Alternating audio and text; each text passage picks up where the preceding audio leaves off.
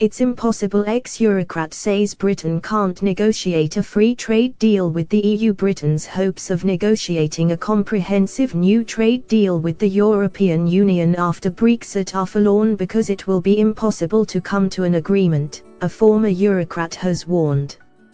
Law professor Dr. John Temple Lang, who previously worked at the EU Commission, said the UK should look to pursue the Norway model of staying in the single market upon leaving the bloc.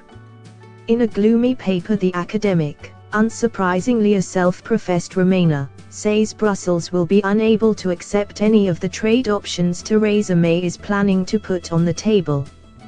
He believes that Eurocrats will veto any proposal Britain puts forward, either on the grounds that it creates unfair competition or breaches the terms of the bloc's single market. And the professor is scathing of politicians who campaigned in favour of leaving the EU, saying they disregarded all the evidence and should have listened to people who know what they are talking about. Dr. Temple Lang also warns of another spanner in the works. World Trade Organization (WTO) rules mean that the EU will be obliged to offer other third countries any terms it agrees with Britain in the future. That means European negotiators are unlikely to want to make great compromises with the UK for fear that it would blow a hole in the protectionist barriers the bloc puts up to the rest of the world. In his paper, the professor, who teaches law at Trinity College Dublin, is a visiting fellow at Oxford and previously worked for the legal service of the Commission, warns of the many pitfalls facing Britain's trade negotiations with Brussels. He writes, "The intention would be to allow UK companies to have all the benefits of the single market while simultaneously having all the competitive advantages of being unregulated or less strictly regulated in the UK.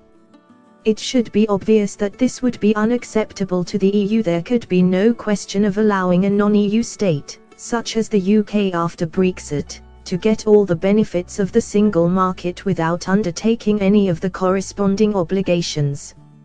He adds, "In short, it seems unlikely that the UK's efforts to negotiate a completely new kind of agreement will be satisfactory or successful. None of this should be surprising. There are clear and well-known economic and legal reasons why any ambitious and comprehensive trade agreement ends up looking very like either the EU or the EEA." The professor offers a slim hope of sealing a deal if Mrs May were prepared to compromise to a significant extent on the issue of free movement, but feels this is unlikely. And given the complexities of negotiating a bespoke FTA with the bloc, Dr. Temple Lang recommends that Britain seeks membership of the single market through the European Free Trade Association, EFTA, instead.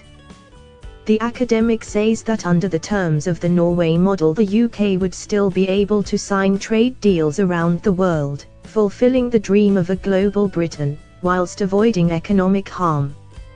He writes, "The main conclusion is that it would be difficult or impossible to negotiate a special new agreement, but that all the UK's legitimate objectives would be achieved if the UK would join the European Economic Area.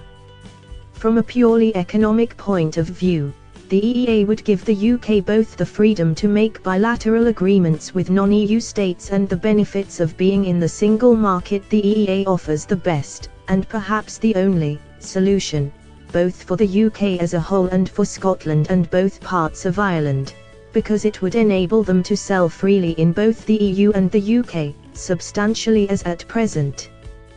Britain is currently negotiating the first phase of the Brexit talks, which cover the issues of citizens' rights, Northern Ireland and the divorce bill. The EU has said trade negotiations can only be opened once sufficient progress has been made on these key issues. Thanks for watching. Please like, share and don't forget to subscribe English News Hub for new excited videos.